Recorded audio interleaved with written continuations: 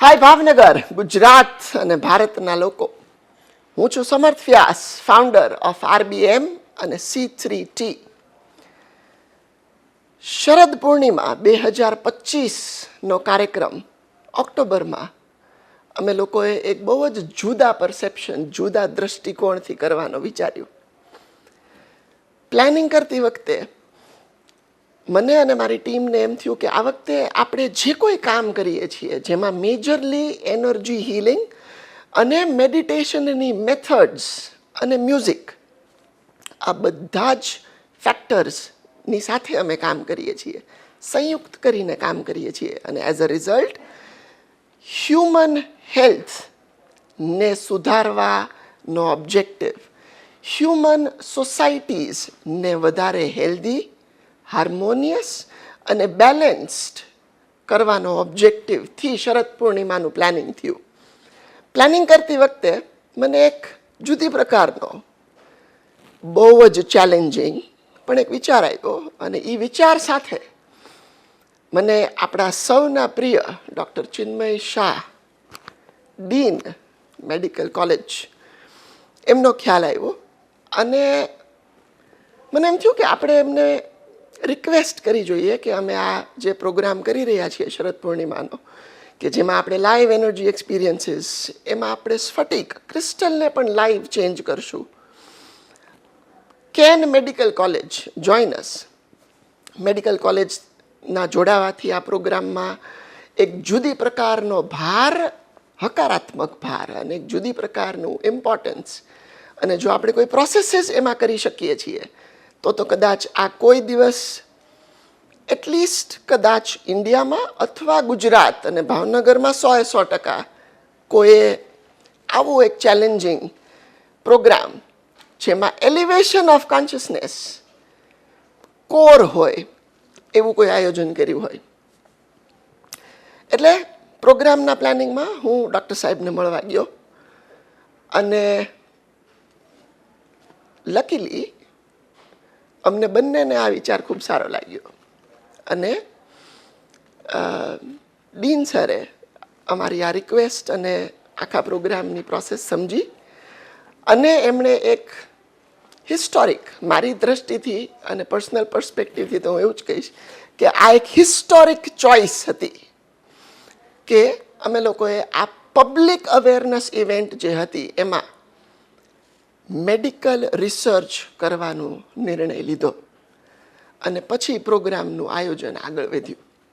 એટલે આજે આપણે ડીન સર પાસેથી સમજશું કે કઈ રીતે એનર્જી હીલિંગ, મ્યુઝિક અને માઇન્ડફુલ મેડિટેશનની અસર લોકો પર થઈ અને એક્સ્ટ્રા ઓર્ડિનરી રિઝલ્ટ્સ આવ્યા. એનું કેલ્ક્યુલેશન, એનું method of medical science, establish medical સાયન્સનું આખો ઓવરવ્યૂ ડીન સર આપશે. Please welcome doctor Chinmay. Thank you સમર્થભાઈ. તો આ કદાચ ફર્સ્ટ ટાઈમ એવો વિચાર આવ્યો, તમે જ્યારે ફર્સ્ટ ટાઈમ મળવા આવ્યા એટલે મને વિચાર આવ્યો. બેઝિકલી હું ફિઝિયોલોજીનો પ્રોફેસર છું, એટલે અને સાથે સાથે મારી પાસે એડિશનલ ચાર્જ છે OECD રિસર્ચનો. એટલે ડેફિનેટલી મને એવું લાગે કે જ્યારે પણ આપણે કોઈ એક્ટિવિટી કરીએ છીએ તેમાં રિસર્ચ કમ્પોનન્ટ હોવો જોઈએ. અને તમે પણ હા પડી કે હા આપણે આગળ વધીએ. બાકી યુઝ્યુઅલી એવું થતું હોય કે આ પર્સનલ ઇવેન્ટ હોય અને એમાં રિસર્ચ કમ્પોનન્ટ નાખીએ તો કદાચ આપણા પાર્ટિસિપન્ટને એવું થાય કે ભાઈ આ શું પાછું નવું આવ્યું. પણ ફોર્ચ્યુનેટલી આપણે ભાવનગરની જનતા અને જે લોકો પાર્ટિસિપન્ટ છે એ બધાએ બહુ સારો આપણને સપોર્ટ આપ્યો.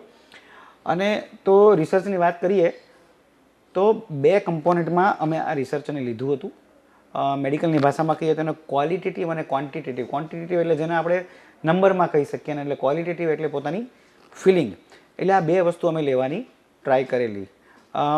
સાદી સીધી ભાષામાં કહું તો આપણને ઘણીવાર એવું થાય કે ભાઈ જોરદાર મ્યુઝિક સાંભળ્યું હોય તો આપણને બહુ મજા આવે, પણ બહુ મજા એટલે શું, તો એ આપણે ક્વોન્ટિફાય કરવાની ટ્રાય કરી. સમર્થભાઈ આવ્યા પછી અમે થોડું એનાલિસિસ કર્યું, કારણ કે આવું પહેલાં કોઈ દી અમે પણ વિચારેલું નહોતું કે આવું કંઈ થઈ શકે.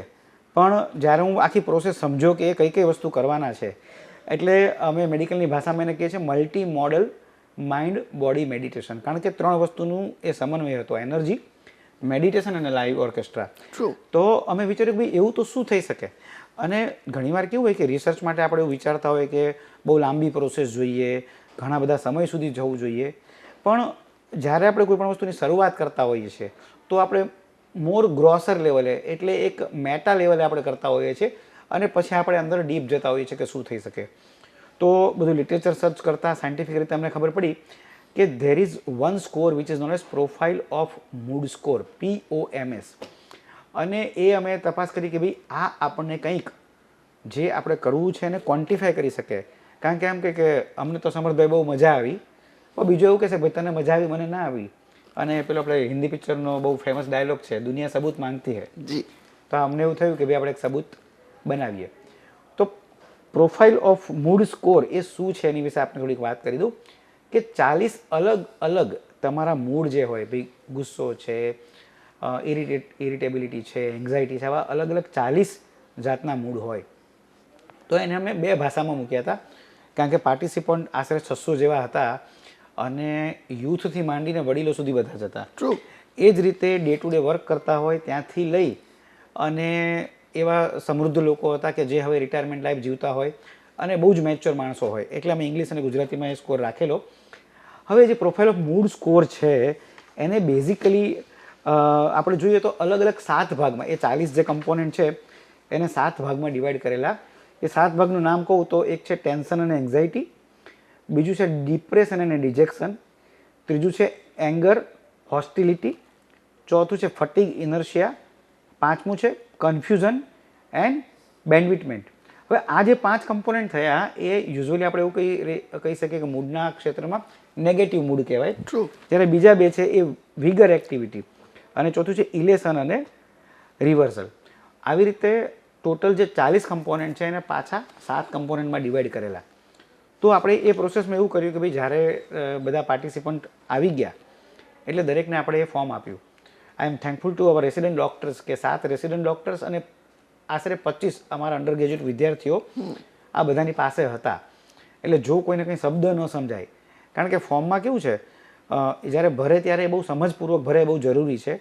તો જે અમારા PG સ્ટુડન્ટ અને અંડર ગ્રેજ્યુએટ સ્ટુડન્ટ છે એની એક મિટિંગ કરી અને સમજાવવામાં આવેલું કે ફોર્મ શું કહેવા માગે છે. ઘણીવાર એવું થાય કે ગુસ્સો એટલે શું એમ, તો એંગર એટલે શું, તો એવું જો કોઈને પૂછવું હોય તો એ પૂછી શકે. અને એટલા માટે આ વોલેન્ટિયર્સની મદદથી આપણે બધાને પહેલાં ફોર્મ ભરાવ્યું અને સમજાવ્યું કે આમાં જે સાચું છે એ લખવાનું છે અને તમારું અત્યારનું સ્ટેટસ જે છે તમારા મૂડનું એની વિશે લખવાનું છે. અને એ કર્યા બાદ ત્યારબાદ આખો આપણે જે 2.5 થી 3 કલાકનો પ્રોગ્રામ કે જેમાં શરૂઆતમાં ચાઇનીઝ બોલ મેડિટેશન હતું, ત્યારબાદ એનર્જી અને ઓર્કેસ્ટ્રા, કદાચ અમે પણ પહેલી વાર અનુભવ કર્યો હતો અને કદાચ ભાવનગરમાંથી ઘણા બધા એવા હતા કે જેણે ફર્સ્ટ ટાઈમ આવું કંઈક અનુભવ્યું હતું. એ પૂર્ણ થયા બાદ એનું એ જ ફોર્મ, એ જ વસ્તુ અમે બીજી વાર ભરાવી કે હવે 3 કલાક પત્યા તો તમારા મૂડમાં કંઈ ફેરફાર થયો કે નહીં. એ ઉપરાંત તમે કેવી ટ્રાય કરી હતી કે આપણે બીજી એમની ડેમોગ્રાફિક ઇન્ફોર્મેશન લઈએ, જેવી કે જેન્ડર, મેલ છે કે ફિમેલ, એજ છે, એજ્યુકેશનલ સ્ટેટસ છે, કારણ કે આ બધી વસ્તુ અફેક્ટ કરતી હોય છે. દાખલા તરીકે હું તમને કોઈ વસ્તુ, કોઈ સ્કીમ તમારી પાસે લઈને આવું તો તમારું શું ભણતર લેવલ છે અને તમારું શું એક્સપિરિયન્સ છે એ ડઝ મેટર્સ. તો આમાં પણ તમારા અનુભવમાં એ ફેરફાર થતો હોય છે. એટલે એજ્યુકેશન સ્ટેટસ, ઓક્યુપેશન. અને એક વસ્તુ એવી પણ પૂછી છે કે હાલમાં તમે કોઈ મેડિટેશન કરો છો કે કોઈ પણ જાતની બીજી કોઈ એવી વસ્તુ કરો છો કે જેનાથી તમારી સ્પિરિચ્યુઅલ ગ્રોથ થઈ રહ્યો છે. તો આ રીતે આખું એનાલિસિસ કરવા માટે આટલો ડેટા આપણે ભેગા કરેલો. અને એવું કહી શકીએ કે અમારી પાસે આશરે 600 ફોર્મ આવ્યા હતા, પણ એમાંથી જેણે બંને ફોર્મ ભર્યા હોય, પૂરેપૂરું ભર્યું હોય એવા 470 ફોર્મ અમે લીધા. બાકીના ફોર્મ અમે ડિસ્કાર્ડ કર્યા, કારણ કે કાં તો 4 પોઈન્ટ ભરેલા હોય અથવા તો શરૂઆતનું ભર્યું હોય અને પાછળનું ના ભર્યું હોય, પાછળનું ભર્યું હોય તો શરૂઆતનું ના ભર્યું હોય.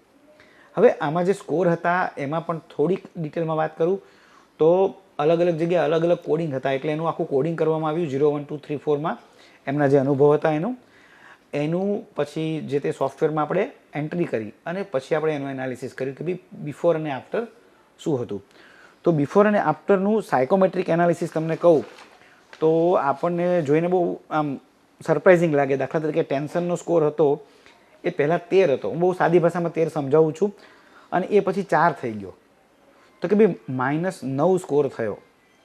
હવે આ જ રીતે અલગ અલગ છે કે ભાઈ ડિપ્રેશન છે તો એનો -8 થયો, ડિફરન્સ બિફોર અને આફ્ટરના ડિફરન્સની વાત કરીએ છીએ આપણે. એ રીતે એંગરમાં -7 હતું, ફટીગમાં -5 હતું, કન્ફ્યુઝનમાં -8 હતું. બરાબર.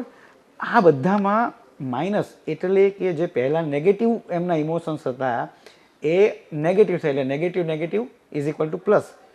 તો એટલે જે એમની નેગેટિવ હતી મૂડની એ આટલી પ્રમાણમાં ઓછી થઈ.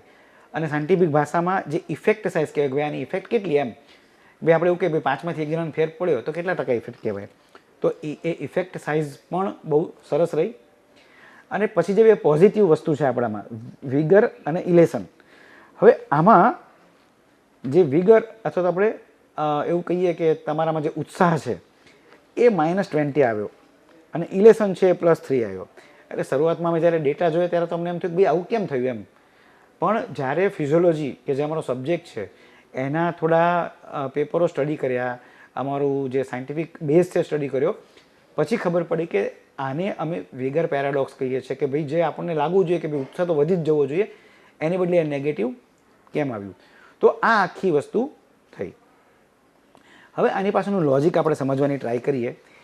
એ પહેલાં તમે કહ્યું ટોટલ મૂડ ડિસ્ટર્બન્સ જે કહેવાય TMD કહેવામાં આવે છે, જે POMS સ્કોર છે એ -20 થયો. એટલે કે તમે વિચાર કરો કે 40માંથી 50% જેવું જે નેગેટિવ મૂડ હતો એ દૂર થયો.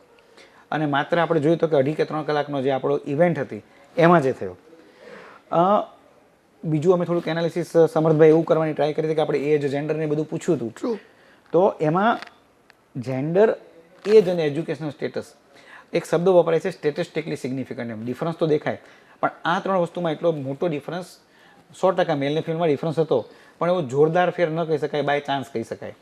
તો એવા ફેરફાર જે ટૂંકમાં એવું કહી શકાય કે જેન્ડર અને એજની ઇફેક્ટ એની ઉપર નથી.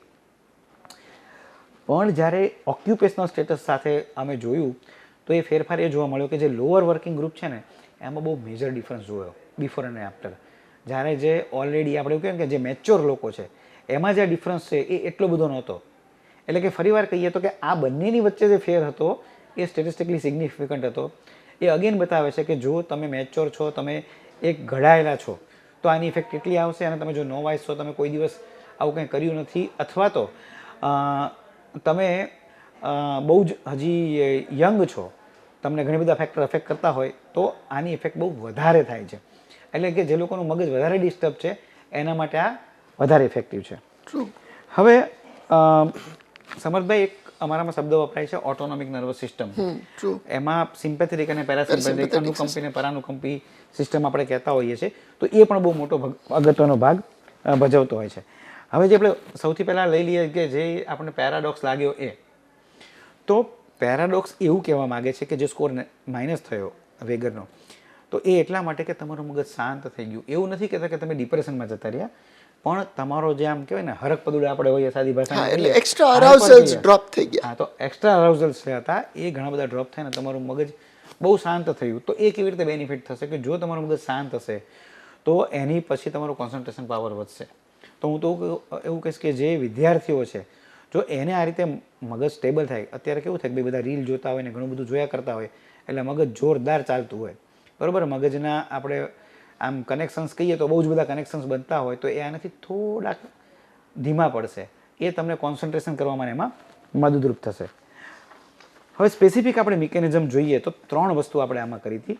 એક એનર્જી એક્સપિરિયન્સ કર્યો હતો, પછી મેડિટેશન કર્યું હતું અને લાઈવ ઓર્કેસ્ટ્રા કર્યું હતું. તો 3 વસ્તુની સ્પેસિફિક શું ઇફેક્ટ છે એ અમે લિટરેચર ઉપરથી સમજવાની ટ્રાય કરી. તો પહેલી વસ્તુ છે સાયકોલોજીકલ ઇફેક્ટ. તો કે ભાઈ જે માઇન્ડફુલ મેડિટેશન કર્યું એની ઇફેક્ટ છે રિડક્શન ઓફ ક્રોનિક સ્ટ્રેસ અને રૂમિનેશન. તો એ મગજમાં અથવા તો આપણી બોડીમાં કઈ જગ્યાએ કામ કરે છે, આપણામાં એક HPA એક્સિસ હોય, એટલે કે હાઇપોથેલેમો પિચ્યુટરી એડ્રિનલ એક્સિસ, એનું સપરેશન થાય અને વેગલ ટોન છે એનું ડોમિનન્સ વધે, એટલે કે પેરાસિમ્પેથેટિકનું ડોમિનન્સ વધે. પેરાસિમ્પેથેટિક એટલે સાદી ભાષામાં કહીએ તો રેસ્ટ અને ડાયજેસ્ટ એની માટે જરૂરી હોય છે, બરાબર. તો એને કારણે કયા કયા જે આપણે 3 વસ્તુ હતી ઇફેક્ટ થતી હતી, તો કે જે ટેન્શન, પછી ડિપ્રેશન, સ્ટ્રેસ અને વિગર, આ 3 જગ્યાએ એની ઇફેક્ટ આવતી હતી. બીજું આપણે જે ઇન્ટરવેન્શન હતું એ હતું લાઈવ મ્યુઝિક ઓર્કેસ્ટ્રા. બહુ જોરદાર, બહુ મજા આવી. એ કઈ જગ્યાએ કામ કર્યું તો કે ઇમોશનલ પ્રોસેસિંગ અને ન્યુટ્રલાઇઝેશન ઓફ હાઈ એરાઝોલ ઇફેક્ટ, એની ઉપર એણે કામ કર્યું. અને ફિઝિયોલોજીકલી કહીએ તો જે લિમ્બિક સિસ્ટમ છે એનો એક પાર્ટ છે એમેગડેલા, એની ઉપર કામ કરતું હોય છે કે જે ઇમોશનલ રિઝોલ્યુશન્સ છે એને એડ્રેસ કરે છે અને સાથે સાથે ડોપામિન રિલીઝ કરે છે અને કોગ્નિટિવ એન્હાન્સમેન્ટ કરે છે. તો આની ઇફેક્ટ પણ બાકીના POMS સ્કોર ઉપર પડે છે. અને ત્રીજી એનર્જી એક્સપિરિયન્સ, કે તો જે એનર્જી એક્સપિરિયન્સ કર્યો એ શું કરે છે તો કે ભાઈ ઇટ એનહાન્સ સેલ્ફ રિગાર્ડ્સ અને ઇનર સ્ટેબિલિટી. તો હવે આપણને એમ લાગે કે ભાઈ એની કઈ જગ્યાએ ઇફેક્ટ આવતી હશે, તો કે જે આપણી બોડીમાં અલગ અલગ ન્યુરો ટ્રાન્સમીટર રિલીઝ થતા હોય છે એની ઉપર એની ઇફેક્ટ થતી હોય છે.